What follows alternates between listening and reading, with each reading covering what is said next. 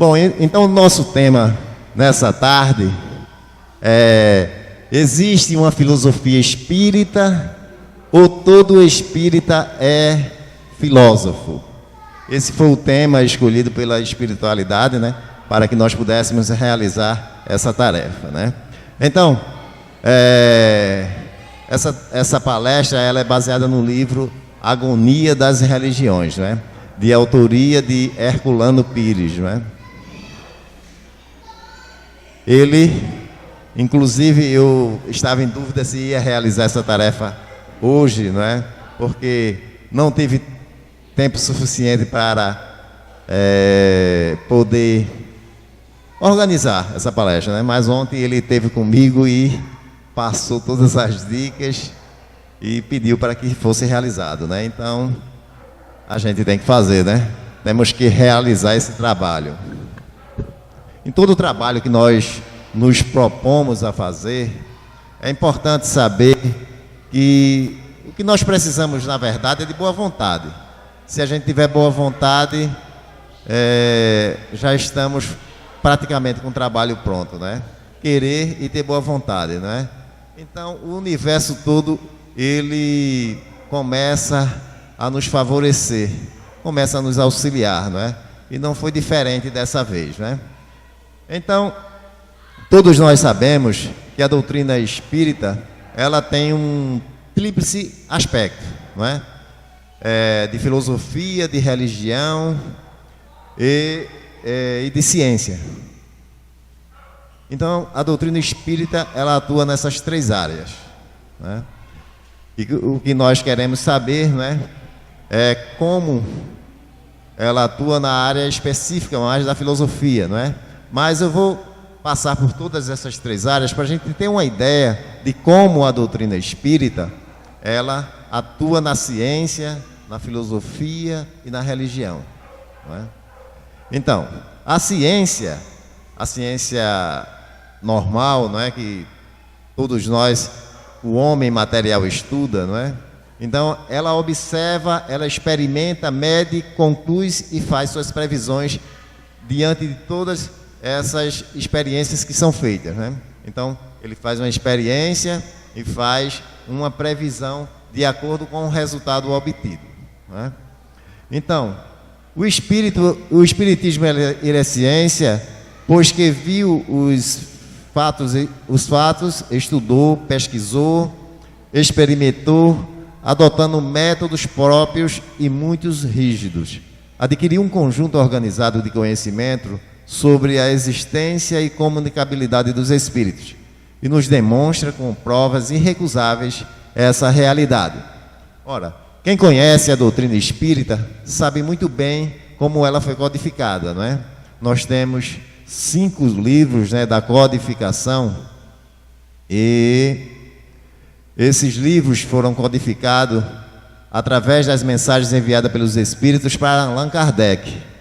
Então, Allan Kardec fez todo um trabalho científico, não é? Ele codificou toda a doutrina através das informações recebidas e ele fazia uma comparação. Ele não recebia aquela informação apenas de um espírito, né? Mas a mesma informação, a mesma pergunta que ele fazia a um espírito, fazia a outros espíritos em lugares diferentes, né? E confrontava essas informações para obter a verdade, a realidade, não é? Então, isso é um trabalho científico, né? Então, a partir daí, a doutrina espírita já começava a adentrar no campo da ciência. Depois, veio a religião, não é? O que é uma religião? Ela pondera, escolhe o caminho ético, né? Todas as religiões, ela nos mostra um caminho ético. Se as pessoas não seguem, se aqueles religiosos, líderes religiosos não seguem, né? Aí é um problema pessoal de cada um. É uma escolha pessoal de cada um. Mas as religiões, ela não manda ninguém fazer as coisas erradas, né? Muito pelo contrário, ela pede para que nós sejamos honestos e éticos uns com os outros, né? Então, esse é o principal objetivo de uma religião, não é? Então, como o espiritismo é uma religião, né? Então dizemos que o Espiritismo é religião porque ele tem por fim a transformação moral do homem, retomando os ensinamentos de Jesus Cristo para que sejam aplicados na vida diária de cada pessoa. Revive o cristianismo na sua verdadeira expressão de amor e caridade. Ora, quando o Espiritismo ele traz para si a responsabilidade da transformação das criaturas, então ele está fazendo com que aquela criatura tenha uma transformação para melhor. Então ele nos ensina que a cada dia nós temos que batalhar para que possamos nos tornar melhor a cada momento da nossa existência. Por isso que nós temos que aproveitar cada instante, cada momento que passamos aqui para podermos nos melhorar, para podermos trabalhar na nossa renovação. E que essa renovação possa nos fazer uma pessoa melhor e fazer com que o nosso espírito cresça, ascenda na evolução, ele cresça para se tornar um espírito mais evoluído.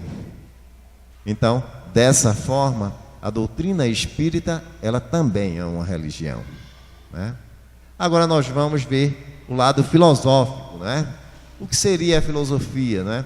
Então, a filosofia, ela avalia e questiona, não é? Se a gente for para o termo de uma definição do que é a palavra filosofia, não é? Então nós vamos ver que a filosofia é aquele que é amigo da sabedoria, né? Aquele que busca a sabedoria, não é? Então, ela também faz uma avaliação e ela questiona. Esse é o lado mais importante que eu considero da doutrina espírita, né? Porque ela nos diz que a nossa fé, ela tem que ser raciocinada, não alienada, não é? Então, como é que a doutrina espírita, ela é uma filosofia? Então, o espiritismo é filosofia, uma vez que nos descortina, que nos revela a realidade tal qual ela é. Nos mostra o outro lado da vida, bem como todos os seus aspectos, e diz que a verdadeira vida é a espiritual, pois ela é primitiva, eterna, pré-existente e sobrevivente a tudo, enquanto o mundo corpóreo é apenas secundário, tanto que poderia deixar de existir ou nunca ter existido, sem alterar a essência do mundo espírita. Isso é uma verdade, não é? Então, esse mundo aqui poderia nunca ter existido, mas isso não iria mudar a existência do mundo espiritual, de forma alguma, não é? Então, a filosofia, o lado filosófico da doutrina espírita, ele faz com que a gente se torne crítico, que a gente se torne questionador. Então, eu vou fazer parte de uma religião e a partir desse momento eu estou salvo.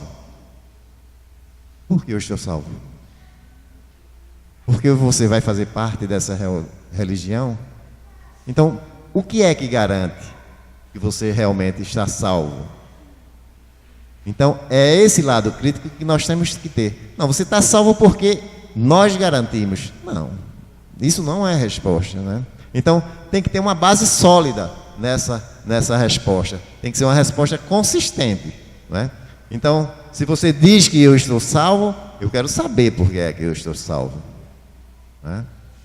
Então, se você não tem um lado questionador, se você prefere pegar os atalhos que a vida lhe oferece, não é? Então você vai ser um cara que tem fé, mas uma fé alienada. Sua fé vai ser alienada. Você não vai ter uma fé raciocinada. E é isso que a doutrina espírita nos mostra, nos pede, né? Esse é o grande diferencial dessa doutrina. Nos mostrar que a nossa fé, ela tem que ser raciocinada, né? Ora, eu não sou um ser perfeito. A doutrina espírita já nos explica isso, né? Nem vou alcançar a perfeição nessa existência. A perfeição, ela é o objetivo de todos os espíritos. Como eu não vou alcançar a existência, a perfeição nessa existência, eu tenho consciência disso, como é que eu poderei alcançar essa perfeição para que um dia eu seja um espírito perfeito. A doutrina espírita nos mostra que nós voltaremos novamente em uma outra existência chamada reencarnação. Através do processo da reencarnação, eu estarei aqui novamente em outra época, em outro corpo, mas o espírito continua sendo o mesmo. Mas por que isso acontece? Você pode me provar? Claro. A doutrina espírita, ela prova a reencarnação. Você pode me provar através da Bíblia? Provo. A doutrina espírita prova através da Bíblia que a reencarnação está lá na Bíblia. Porque a reencarnação não foi inventada pelo espiritismo, não. A reencarnação existe desde que o homem começou a existir nesse planeta, né?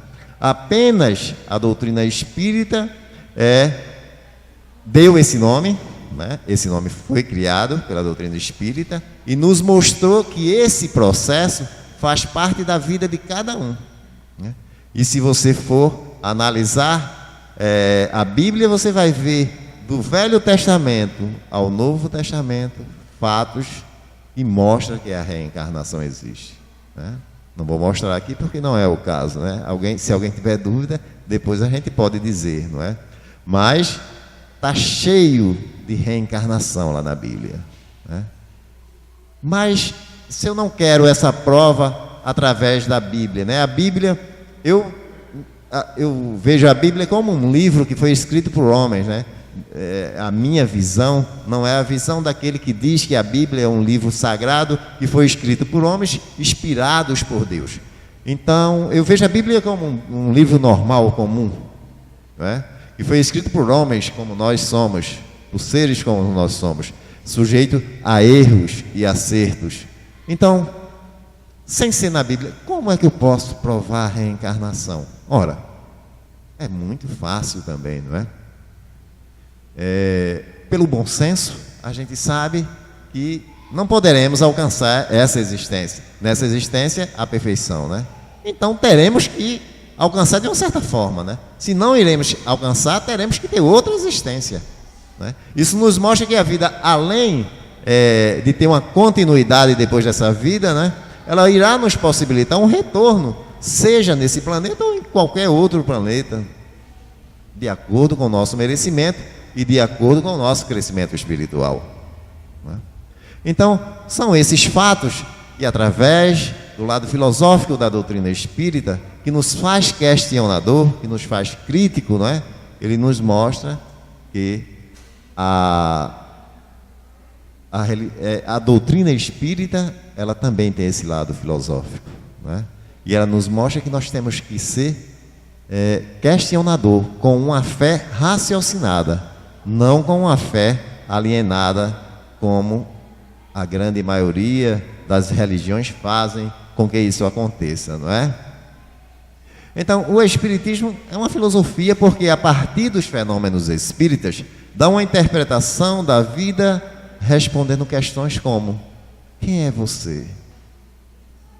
Vocês já se perguntaram isso, né? Não pensem que estão loucos não, né? Chegar na frente do espelho e perguntar: quem sou eu, né? Ou então, quem é esse cara que está aí na minha frente, não é? Se questione. Você se conhece?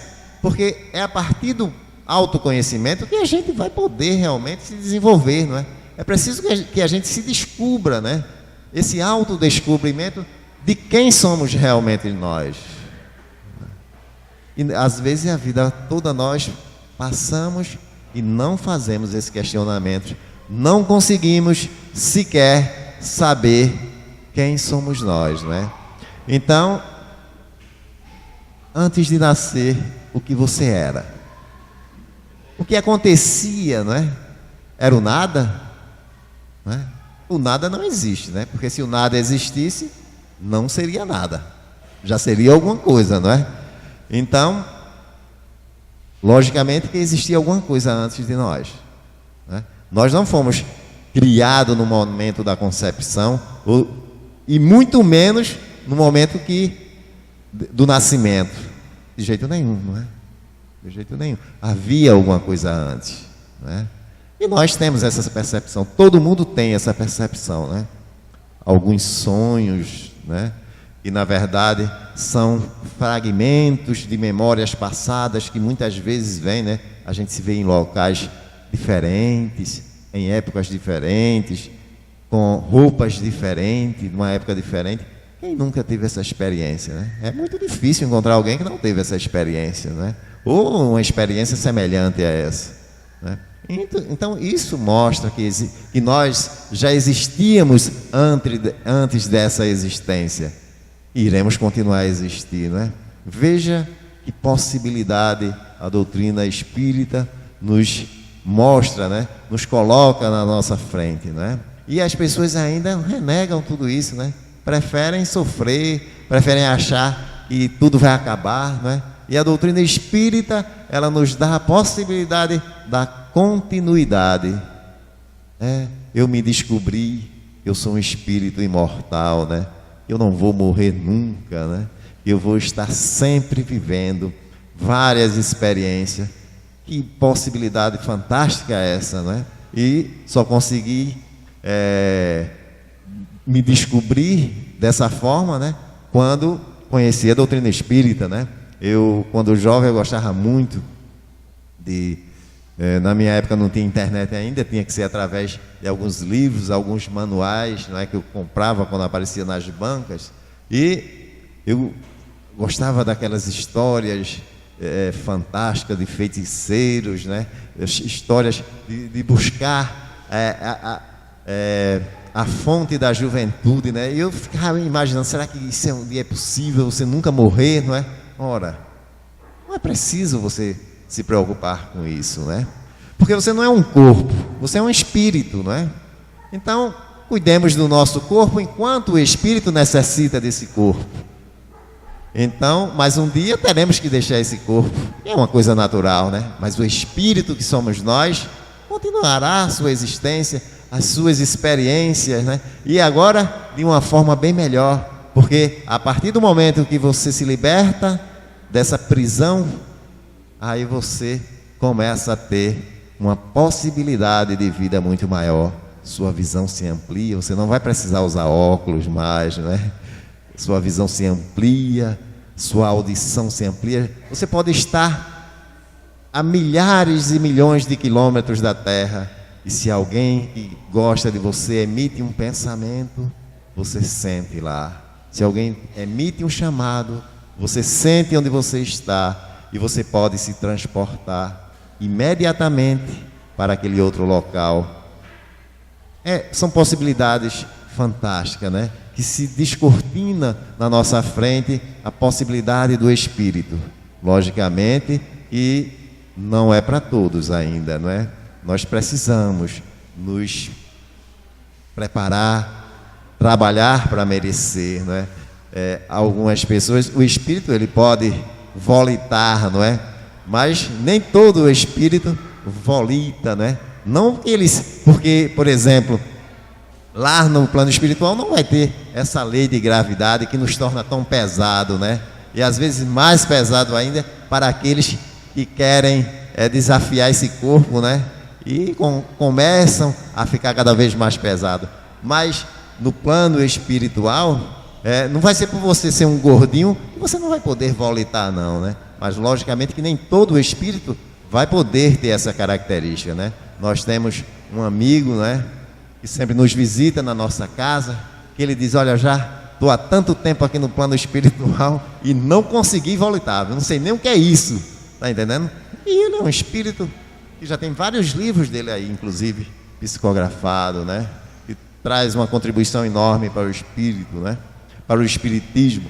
Mas ele nos disse, olha, eu não consigo, eu não sei o que é isso. As pessoas acham que quando você morre tudo se transforma rapidamente. Não é assim, logicamente que não é assim.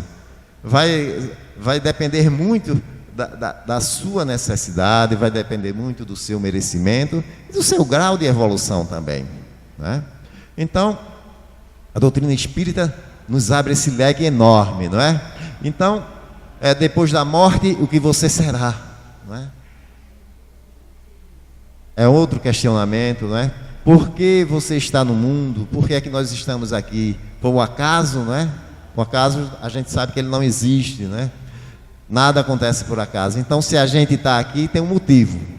Alguém já descobriu o seu motivo? Ora, se a gente começa do zero, né? Iniciamos a nossa encarnação do zero. Mas isso não quer dizer... Poxa, fica muito difícil eu saber como. Ninguém veio me dizer o que é que eu tenho que fazer. Claro. Qual seria o mérito se alguém viesse te dizer?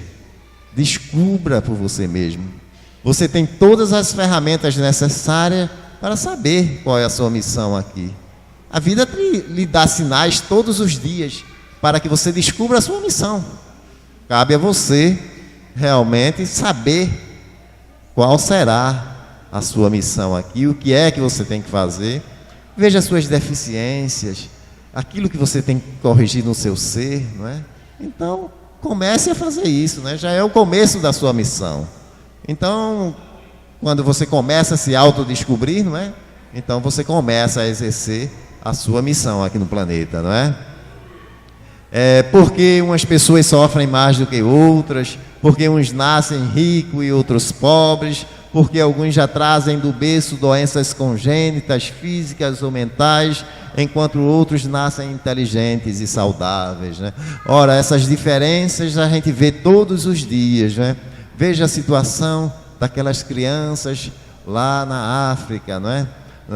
Nos países agora que estão sendo afetados pelo vírus Ebola, né? Nos países que estão em guerra lá em Israel, na faixa de Gaza, né? Números oficiais que são mentirosos, que a gente sabe, né? Falam de mais de 400 crianças que já morreram nesse conflito, mas a gente sabe que foram muito mais, não é? Então, por que eles estão lá e a gente está aqui tão tranquilo, sem ameaça de guerra? Nós não temos nem ameaça de bala perdida, não é? Por quê? Eles nasceram lá e a gente aqui, né? Então é preciso que a gente faça esse questionamento, né? Não diga que nós somos privilegiados, porque nós não somos. Deus não gosta mais da gente do que eles que estão lá, não é? Muitos deles gostariam de estar aqui, vivendo em paz, em harmonia, tranquilo, não é? Mas nasceram lá, e não foi por acaso, não é? E não foi um castigo ter nascido ali e sofrer as consequências de tantas dores, de tantos sofrimentos durante a sua existência. Claro que não. Foi uma questão de necessidade de todo o espírito, né? Então, necessidade, sintonia, tudo isso faz com que nós estejamos onde a gente realmente se adapta, né? Onde é melhor para a gente. E por incrível que pareça, tenhamos a consciência de que estar ali é a forma melhor daqueles espíritos crescerem, evoluírem na sua escala espiritual. Se eles estivessem aqui, não iam ter a oportunidade de crescer como eles estão lá, não é? Então, cada encarnação é uma oportunidade de evolução, e todos eles estão evoluindo dessa mesma forma.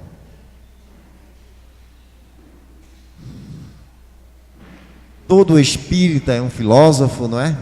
Eu botei essa palavra não aí muito grande, porque foi o nosso irmão que pediu. Disse, bote um não bem grande, viu? Tá certo. Por que todo espírita não é um filósofo, né? A gente sabe que o filósofo é aquele que é amante da sabedoria, né? E a doutrina espírita, ela nos incita a estudar, a ler, não é? Seria tão bom que a gente pudesse ler todos esses livros que já estão, adquirir todos os conhecimentos que aí estão, né? Como a gente iria ter uma mente intelectualizada, né? Evoluída, a gente poderia debater sobre vários temas, né? Porque temos aí vários temas para que você possa escolher, né? Mas para isso é preciso que a gente queira, né? Goste de estudar, não é? Goste de ler. Então a doutrina espírita é uma doutrina que nos mostra que para nossa evolução nós temos que aprender a gostar de ler, não é? Então eu me lembro quando eu estava na faculdade, alguns colegas meus iniciaram o curso comigo e terminaram o curso, e durante o decorrer desses 4 anos de formação, teve colega que não leu nenhum livro, né? E eu ficava assim me imaginando, meu Deus, como as pessoas são, né? Serão péssimos profissionais no futuro, né? porque não gosta da leitura. E a gente sabe que é através da leitura que nós iremos aprender cada vez mais, né? Isso irá nos auxiliar muito no nosso desenvolvimento, não é? Então, se você não lê, mas é espírita, né? Que a gente sabe, tem muitos espíritas que não leram sequer o Livro dos Espíritos, né? Que é o primeiro livro que nós temos que ler, e é o primeiro livro que é filosófico, né? Da doutrina. Então, muitos espíritas sequer leram o Livro dos Espíritos, né? E é um livro que, além de ser lido, ele tem que ser estudado. Então, se torna impossível que todos os espíritas sejam um filósofo, né? Porque, para ser um filósofo, você tem que gostar do conhecimento, você tem que se apaixonar pela sabedoria, não é? E buscar, através da leitura, através da pesquisa, cada vez mais se aperfeiçoar. Então, seremos assim, podemos dizer, um filósofo no futuro, né? Mas, infelizmente, o que nós temos vendo por aí, né, é que os espíritas, na sua grande maioria, né, não gostam de ler, né? Uma vez uma espírita me disse, né, eu acho tão bonito quando eu vejo alguém com um livro tão grosso lendo, né? Eu acho fantástico isso, mas eu não tenho coragem de ler, né? Mas a leitura é algo muito prazeroso, né? Transporta você para vários lugares, várias situações, né? Mas, infelizmente, né, é preciso nos educarmos para isso, não é? Vamos mostrar agora um exemplo de atitude filosófica, né? Quando eu era criança, eu gostava muito de ler revistas em quadrinho, né? No início eu não lia, né? Só olhava as figuras, né? Para mim, eu já estava fazendo o que deveria ser feito, né? Eu achava aquilo fantástico, né? Aí, tempos depois, comecei a ler, né? E depois não queria mais parar de ler, né? E eu achava as revistas em quadrinhos algo fantástico. E eu ficava me questionando na minha infância, né? Como se conseguia ler um livro, né? Eu olhava os livros, mas só queria ler os quadrinhos, porque os quadrinhos tinham as figuras, né?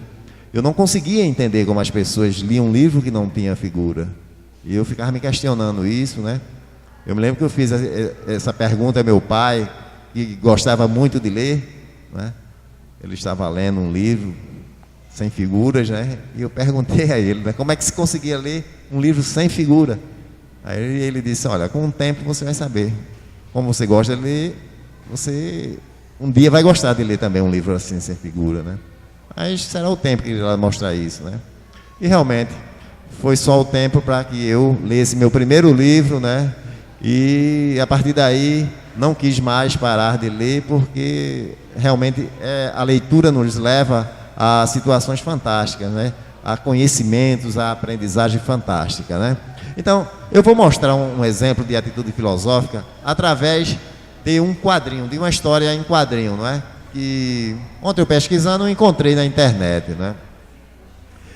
Então, não sei se todos conhecem Agar, não é? Que era um viking, né? Ele está no meio de uma batalha, né? Uma batalha ferrenha, né? E ele diz assim aos companheiros deles, né?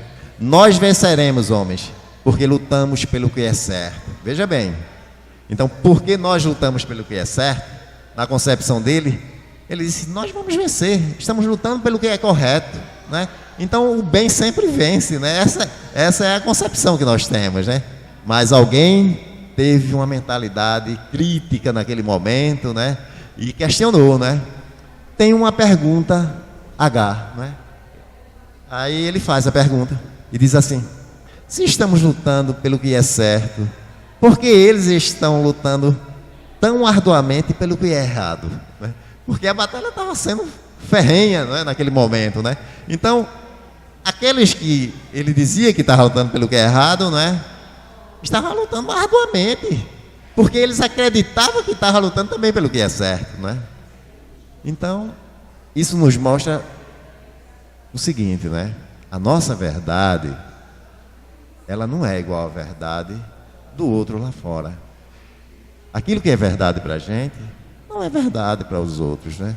Então não queiramos entrar em conflitos com outras pessoas quando defendemos os nossos interesses, né? Os nossos pontos de vista. Não adianta você querer entrar em debate com alguém que não tem o conhecimento que você tem, porque você nunca vai convencer alguém, né, dessa forma. Eu acredito na reencarnação e eu acho que todo mundo aqui que é espírita, que está aqui, também acredita, não é, nessa possibilidade. Nós iremos voltar novamente em outro corpo, seja nesse planeta ou em outro, né? Vai depender da nossa necessidade, do nosso merecimento, não é? Tudo vai depender disso. Então,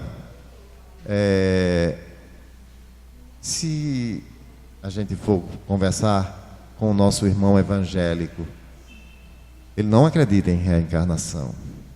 Aí nós vamos mostrar porque existe a reencarnação, os nossos argumentos.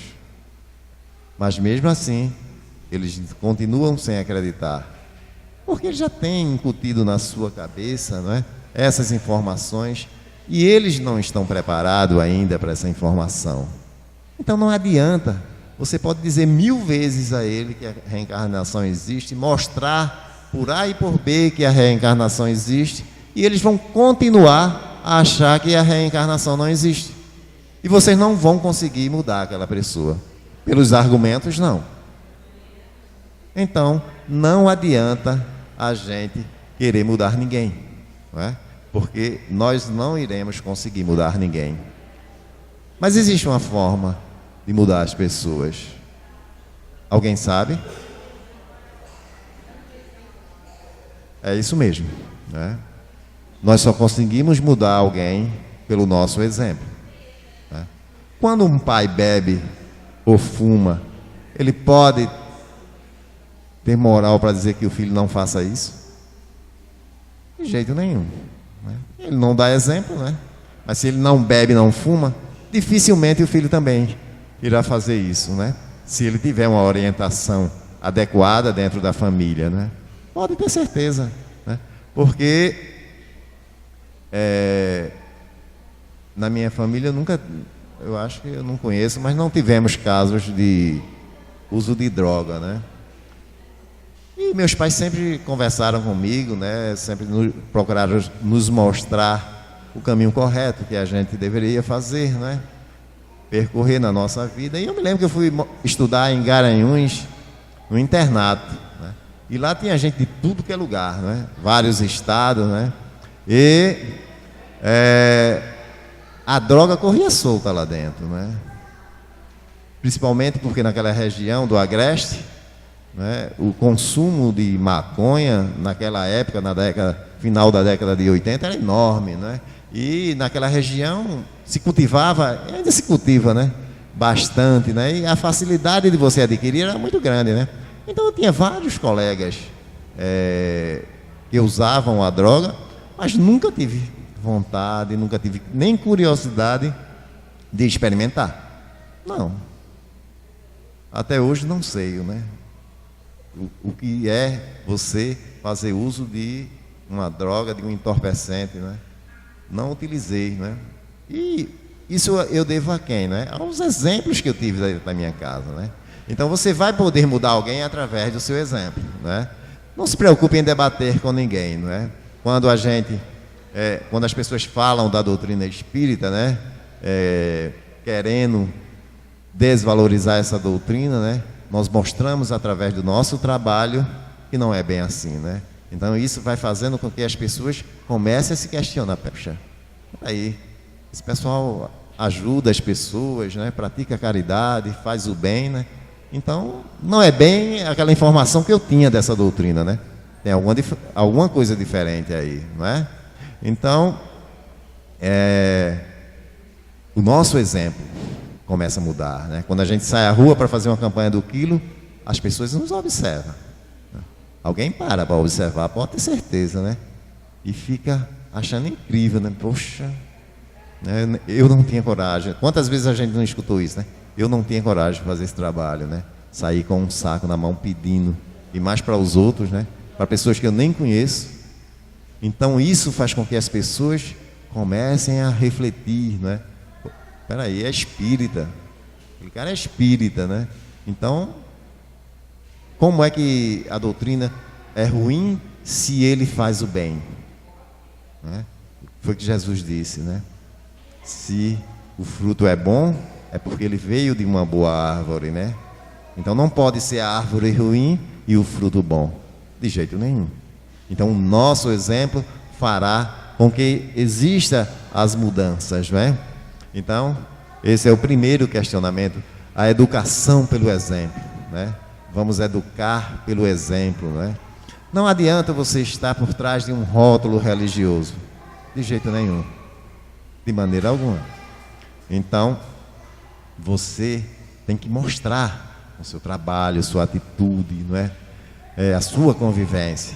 Porque quantas pessoas estão se escondendo atrás desse rótulo religioso, de um líder religioso, né? Mas, na verdade, a carcaça, o interior está todo corrompido, né? Temos que mudar tudo isso, né? Mas é o exemplo que vai fazer, né? É o exemplo que vai fazer. Quantos ateus, quantas pessoas que desistiram das religiões, né?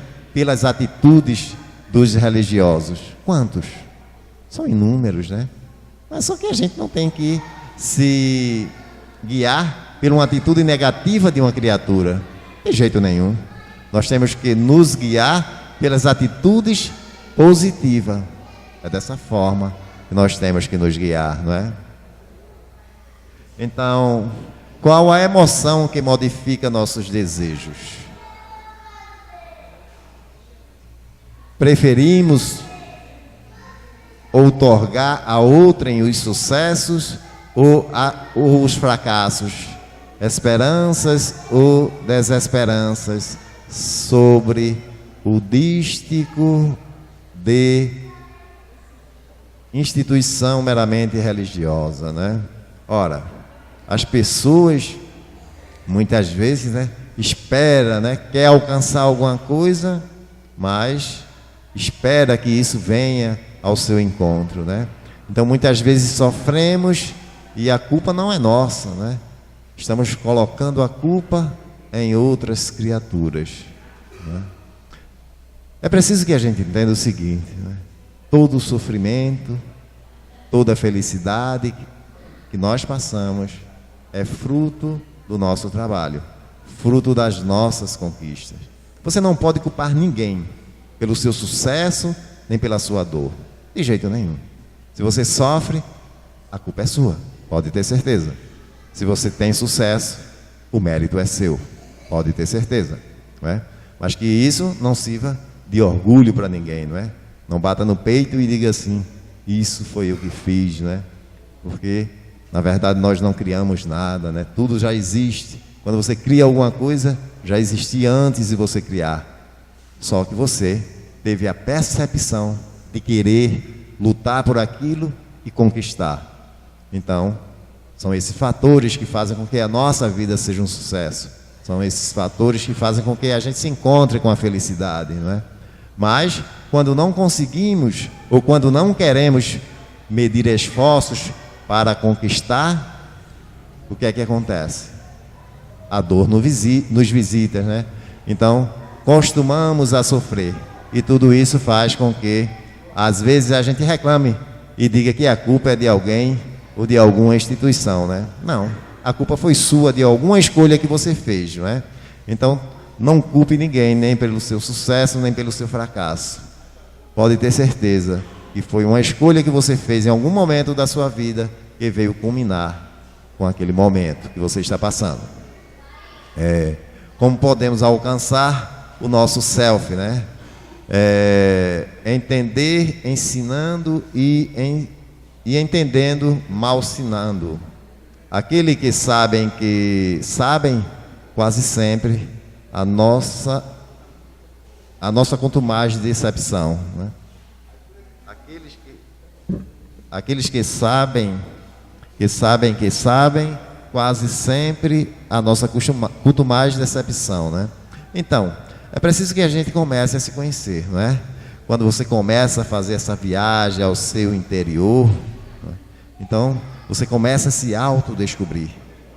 É preciso que você faça essa jornada, porque se você não fizer, você vai passar por essa vida e não vai ter nenhuma condição de se descobrir, de saber por que está aqui, não é?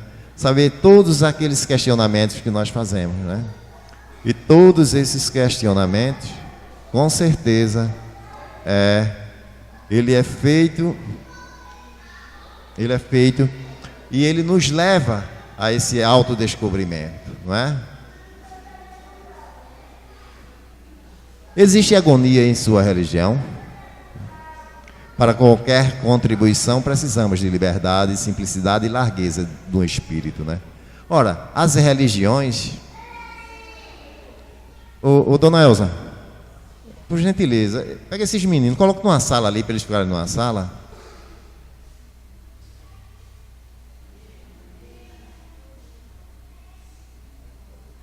Então, as religiões passam hoje pelo momento muito delicado, não é? Mas elas são vítimas delas mesmas. O que é que está acontecendo com as religiões clássicas, né? Com as religiões que já vêm de longos tempos, né? Cada vez mais perdendo seus adeptos, cada vez mais perdendo o seu crédito, não é? E o que é que acontece com isso? Novos segmentos religiosos começam a surgir paralelamente. E isso nos mostra, não é, que os oportunistas estão procurando essa oportunidade, mas as religiões são vítimas dela mesmo, né? Porque eles achavam que não podiam jamais, não é, perder a sua posição, né? Porque não acompanharam as mudanças que aconteciam. Ora, a vida está mudando continuamente, né? As pessoas mudam, né? Se a igreja hoje disser a você que vai vender uma indulgência, você vai comprar para que um parente seu que está no plano espiritual consiga a salvação?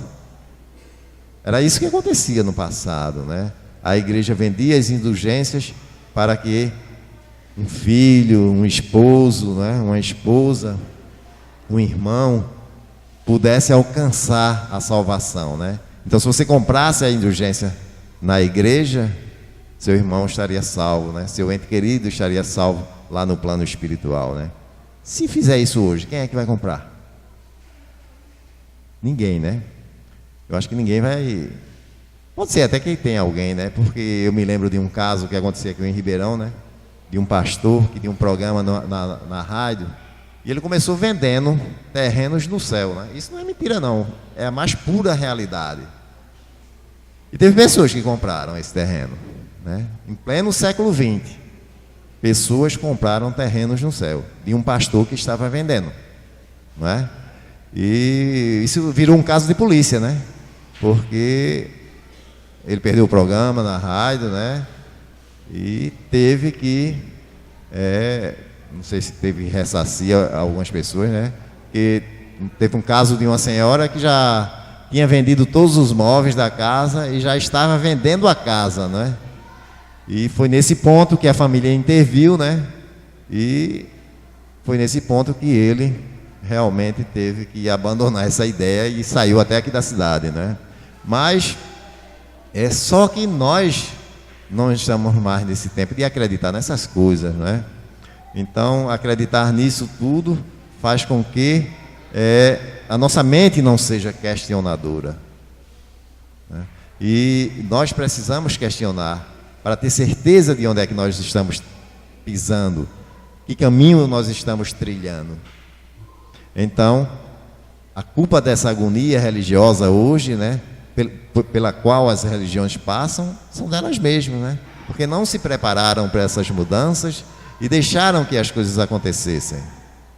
Então, hoje estão sofrendo as consequências da sua invigilância, né? Nunca acredite em tudo que é mítico, elaborado em uma determinada sociedade, não é? Claro que nós não podemos acreditar, não é? Então as pessoas acham, né, que alguns fatos místicos, né, ou dito sobrenatural, né, então começam a acreditar naquilo, né. Quantas pessoas, né, são enganadas por esses charlatões? Eu tenho um amigo, né, que ele tinha um gato, que gostava muito desse gato, né, e o gato desapareceu, né. Então ele soube que tinha uma pessoa que resolvia o gato fazer o gato voltar, né? E ele foi consultar, né, essa pessoa aqui em Ribeirão mesmo, né? Estou dizendo porque ele me contou mesmo, né? E pagou, se eu não estou enganado, foi R$300, né? E o gato não voltou. Ele disse 15 dias o gato voltava, né? Ele esperou os 15 dias e o gato não voltou, né? Ele primeiro perguntou se o gato estava vivo. Ele disse, está vivo, o gato está vivo, né? Aí depois ele foi lá de novo, né? Aí o cara comeu mais de 200 dele, né? Para que o gato voltasse. Ele disse, não, você vai ter que levar agora isso. Aí mandou ele levar uma garrafa cheia de ervas dentro, né? Explicou como ele tinha que fazer, né? E o gato até hoje nunca voltou, né? Eu sempre que me encontro com ele para brincar com ele, eu pergunto, e o gato? E ele fica sorrindo, né? Eu digo, é incrível, né? Como as pessoas ainda acreditam nisso, né? Nós não podemos mais estar perdendo tempo com esse tipo de coisa, né? Não existe ninguém que tenha esses poderes, não, né? Então a gente tem que, se a gente quer conquistar algo, a gente tem que lutar e se fazer merecedor desse algo, porque se a gente não fizer, não vai conseguir, né? A verdadeira liberdade consiste em apenas viver, né? Então todo mundo quer ser livre, né? Queremos conseguir essa liberdade, né? E é muito bom a liberdade, né? Quando ela está associada à responsabilidade, melhor ainda, não é? Ah, como eu gostei quando eu comecei a morar sozinho, né? Fazia o que eu queria e não dava satisfação a ninguém, né? Eu me senti outra pessoa, né? Consegui essa liberdade, né? Mas só que essa liberdade me exigia muita responsabilidade, né? E se eu não tivesse, o que era que aconteceria? Eu iria me perder no meu caminho, né? Eu me perderia com certeza, né? Então, não é todo mundo que pode ter a liberdade, né? Nem todo mundo pode aproveitar dessa liberdade, né? As pessoas querem muito, mas não querem dar nada, né? E esse desequilíbrio faz com que as coisas não funcionem direito, né? No círculo das nossas relações, esperar é sempre saber. Essa é uma das grandes virtudes que nós temos que conquistar, né? É a paciência, saber esperar, né? E às vezes eu vejo as pessoas dizendo, né? Não chegou ainda porque não é o momento. É uma grande verdade, né? Mas às vezes eu vejo a pessoa dizer isso e ficar parado, né? Se ficar parado não vai chegar nunca, né? Então o que nós temos que fazer é trabalhar por aquilo que a gente quer, ter paciência, para saber que o momento exato, né, o momento certo vai acontecer, né? Então, quando o momento certo acontecer, nós iremos, com certeza, alcançar o nosso objetivo, né? Mas para isso, não esqueçamos das nossas responsabilidades e da nossa paciência também, não é?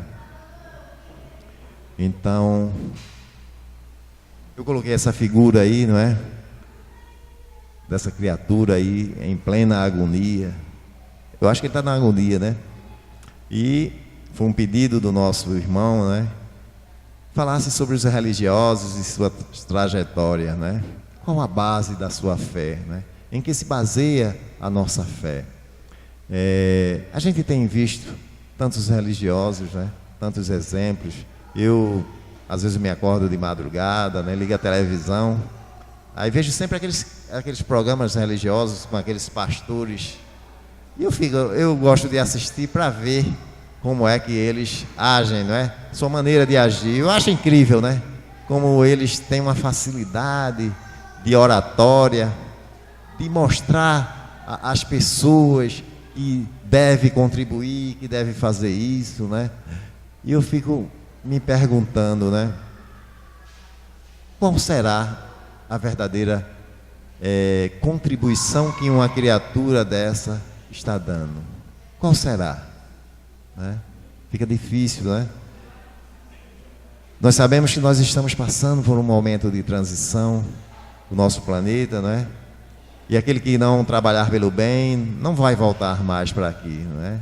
Isso é certo já, né?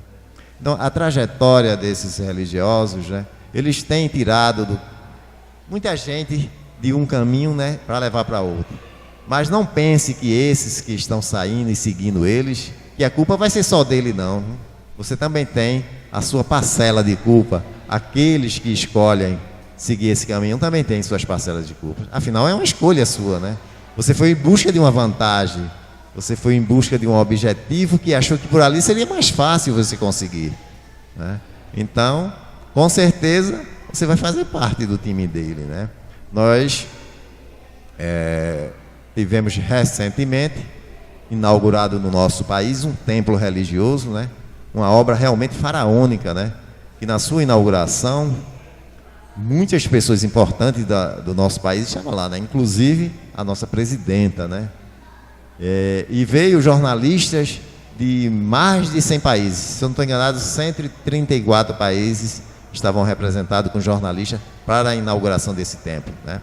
Que foi chamado o Templo de Salomão, né? Porque é uma réplica, ele procurou fazer uma réplica o mais original possível desse templo, né? E as pessoas vão para ali e ficam extasiadas, né? Extasiadas com aquela obra monumental, né? É realmente um negócio fantástico, né? E eu não pude deixar de ver uma charge que foi feita, né, com esse templo, né? Porque dizem que quando ele construiu o templo não pagou os impostos à prefeitura que eram devidos, né? E esses impostos seriam de 35 milhões, né? Então a charge mostra o cobrador de imposto e não cobrar o imposto a ele, né?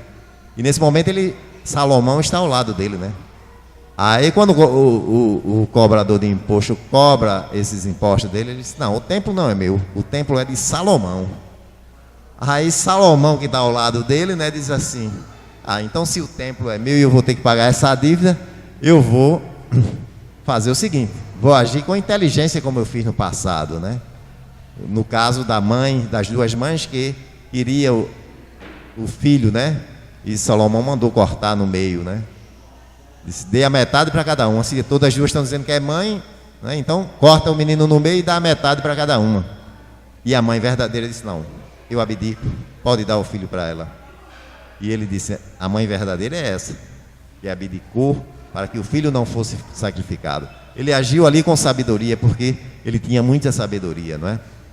Então Salomão, nesse momento que o cobrador do imposto estava cobrando os impostos sobre aquela construção, disse: então a gente vai rachar aqui o templo no meio, não é? E eu vou lhe dar a metade e ficar com a metade, né? E nesse momento o nosso pastor disse: não, vocês não vão fazer isso com o meu templo, né? Aí quando ele diz: não vão fazer isso com o meu templo, aí eu disse: então o templo é seu, então vai ser você que vai pagar o imposto, né? Então, sobre essas trajetórias desses religiosos, né? E a gente tem que ter muito cuidado. Será que nós vamos seguir? Iremos atrás dessas vantagens, né? Dessas facilidades, que é tão fácil, né? Tantas facilidades que ele nos oferece, mas isso terá um peso muito grande na nossa escolha, né? Na escolha de todos aqueles que estão ali seguindo. Veja nosso evento, né? São poucas pessoas que aqui se encontram. Se fosse um evento onde se oferecesse facilidades para a vida, com certeza não caberia aqui, né? Teria que ser feito num lugar maior, né? As pessoas não procuram, porque a doutrina espírita, ela diz que você tem todas as ferramentas e é você que vai utilizar as ferramentas para conseguir os seus objetivos, e não os outros. Não vai ter facilidade. Você trabalha, você constrói, então você não tem facilidade nenhuma. Então é você que vai trabalhar. As outras não, né? Dizem: venha para cá que todos os seus problemas serão resolvidos, né? Então a gente tem que basear a nossa fé numa fé sólida, né? Numa fé raciocinada. Se a fé não for raciocinada, ela não vai trazer nenhum benefício para ninguém, né? Então temos que raciocinar diante da nossa fé, né? Então isso existe porque isso faz com que isso exista, né? Temos que ter todos os argumentos sólidos, né? Utilizar do bom senso para que possamos adquirir essas possibilidades, né? Religião não é sujeito, ela é sociedade, não é? Nós estamos vendo aí algumas pessoas com Bíblias na mão, né? Batendo em outro que está caído, né?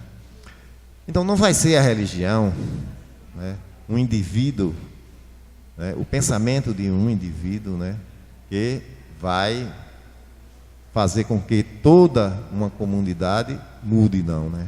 Então a religião, ela não pertence, essa verdade não pertence a uma única pessoa, de jeito nenhum. A verdade, ela é coletiva, pertence a todos, ninguém é dono da verdade, né? Então eu me lembro muito bem, né? Participava de um velório e seguia o caixão para o cemitério. Quando eu passo, alguém na calçada diz assim, porque essa pessoa que desencarnou era católico, né? Muito católico, e a pessoa que estava fazendo comentário era evangélica e dizia assim, né? Que pena, morreu e não se salvou, né? Então nós podemos julgar alguém, nós temos esse direito de julgar, nós temos esse poder de julgar, nós somos donos dessa verdade. Quem foi que disse isso, né? Ele quando disse isso, achava que ele já tinha conquistado essa salvação, né? E ele nem mesmo sabe que salvação é essa. Você pode perguntar aos evangélicos, você fala tanto em salvação, mas você quer se salvar de quê? Ou de quem você quer se salvar? Pergunte, eles não sabem. Eles não sabem, né? Na verdade, nós temos que os nossos maiores inimigos somos nós mesmos, né? Nós temos que lutar contra nós mesmos para alcançar alguma coisa, né? Todos os dias nós travamos essa batalha contra nós mesmos, né? Estamos nessa batalha de melhoramento, de crescimento espiritual, né? Então ninguém vai poder olhar para você e se dizer melhor do que você só porque tem faz parte de uma denominação religiosa. De jeito nenhum. Somos todos iguais, né? Temos todas as mesmas possibilidades, não somos melhores do que ninguém, ninguém nos fez, Deus não trata ninguém com privilégio, então nós temos as mesmas possibilidades, né? Então não se ache inferior a ninguém e nem ache que alguém é melhor que você, de maneira alguma, e nem que nenhuma religião é melhor do que outra, de jeito nenhum, não é? Primeiro que Jesus, quando esteve aqui, não é, no nosso planeta, ele não criou nenhuma religião, de jeito nenhum. As religiões foram criadas pelos homens, né? Você pega a Bíblia, que é considerado pelos católicos e evangélicos o livro sagrado, né? Mas foram criados por homens, né? Como é que um livro sagrado tem tanta tradução diferente, né? Tem tantas coisas diferentes, né? Então, os homens modificaram para adequar às suas necessidades e aos seus interesses, né? Então, nós não podemos nos dobrar diante de interesse de ninguém. Os nossos interesses, sim, né? E precisamos que os nossos interesses sejam interesses que nos levem ao questionamento e que nos façam crescer espiritualmente. E a doutrina espírita, ela diz muito tranquilamente que não vai ser você ser espírita que vai trazer essa salvação, nem lhe dar essa condição de crescimento. Não. Ela diz que fora da caridade não há salvação. Então, será o que você fizer aqui, independente de você ser espírita ou não, que vai trazer um bem-estar e uma chegada no plano espiritual de uma forma melhor, não é? Então, se você tem essa possibilidade, né, de trabalhar pelo bem, independe de religião, independe de onde você esteja, né? Apenas trabalhe pelo bem, que com certeza você irá conseguir chegar a um determinado ponto, né? Então, sou filósofo, mas não sou espírita, e sou espírita, mas não sou filósofo. Essas duas possibilidades existem, né? Ser filósofo, eu já falei no início, né? De ser filósofo e não ser espírita, né? Porque o filósofo, ele é um amante do conhecimento, né? Ele busca, através do conhecimento, o seu crescimento, o seu aprendizado, né? E ele nunca se cansa de aprender. Porque a gente sabe que os conhecimentos não têm limites, né? Nós somos ainda tão insignificantes, né? Estamos no universo, mas nosso planeta é tão pequenininho diante desse universo, né? E às vezes o homem ainda teve uma pretensão que em um passado aí, que nós éramos o centro do universo, né? Nós éramos realmente privilegiados e achávamos que nós éramos o ponto principal desse universo. Claro que não. Somos apenas um ponto qualquer aí no universo perdido, né? Tantos e tantos milhões de planetas, maiores, menores, mais evoluídos, muito mais perfeitos do que nós, existe aí, né? E isso nos mostra que o nosso conhecimento ainda é muito pequeno, né?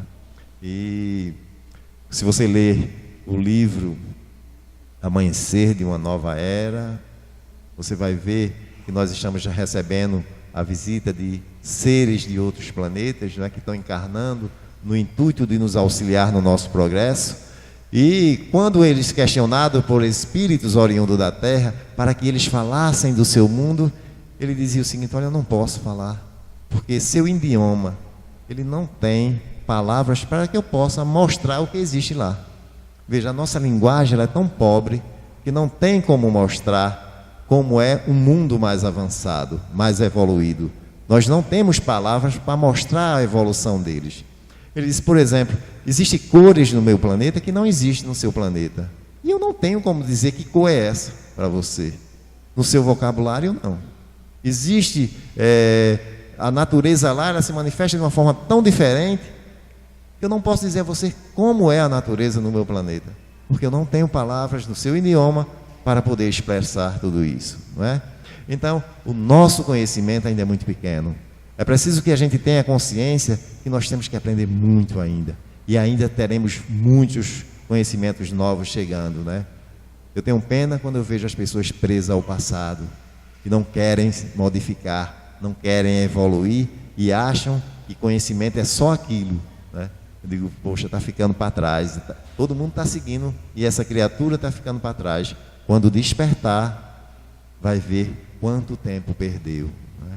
Então é preciso que a gente tenha essa consciência, né?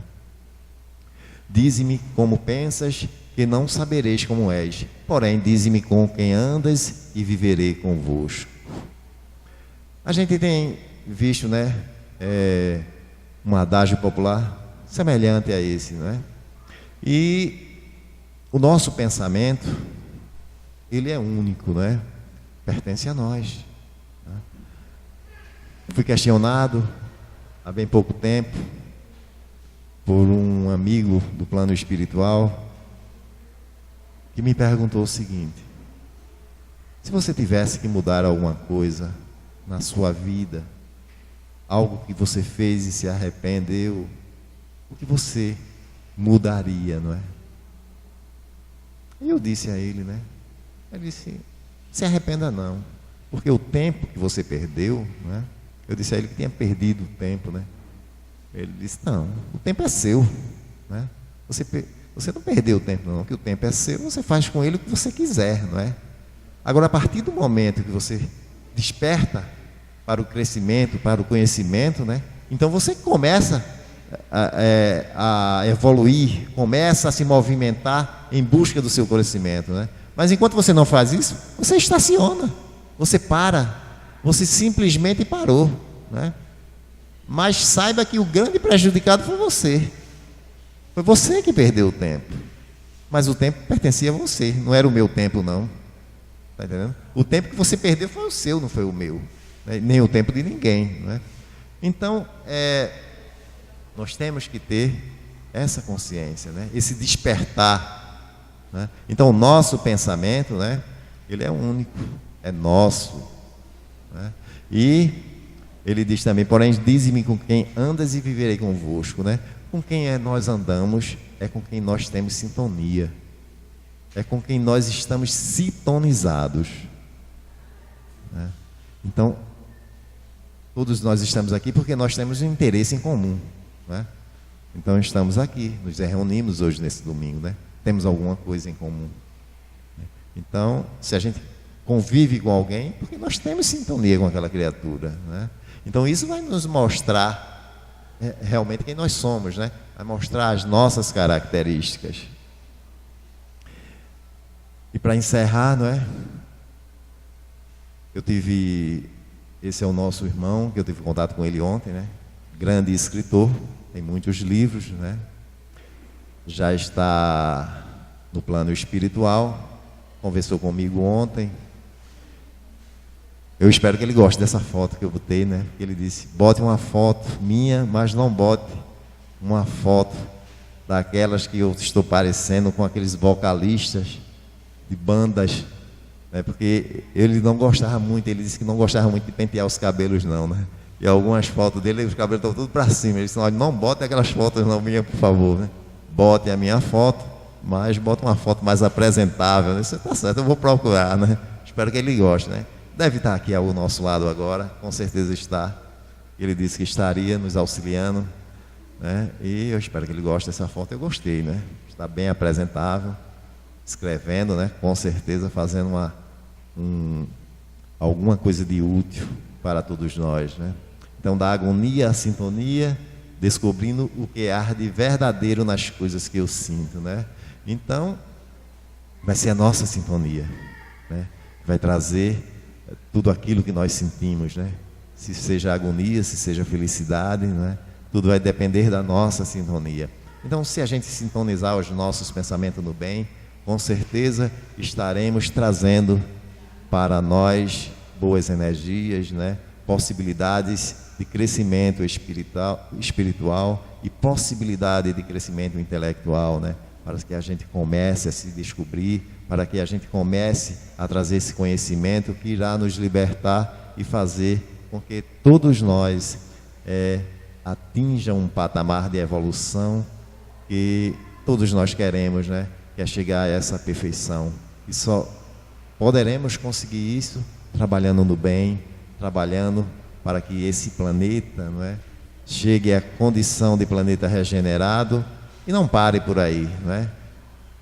Então, eu agradeço a todos que me escutaram, agradeço a equipe espiritual que me auxiliou nessa palestra, né? Em especial ao nosso irmão Herculano Pires e a todos vocês que tiveram a paciência depois de um almoço, né? Pelo menos não vi ninguém dormir, né? Vi algumas crianças aí com muita energia, né? Mas o nosso trabalho de hoje está concluído, em parte, né? Teremos continuidade agora. Eu espero que Rogério esteja por aí, não estou, ele está ali, né? E nós vamos agora encerrar. Muito obrigado a todos.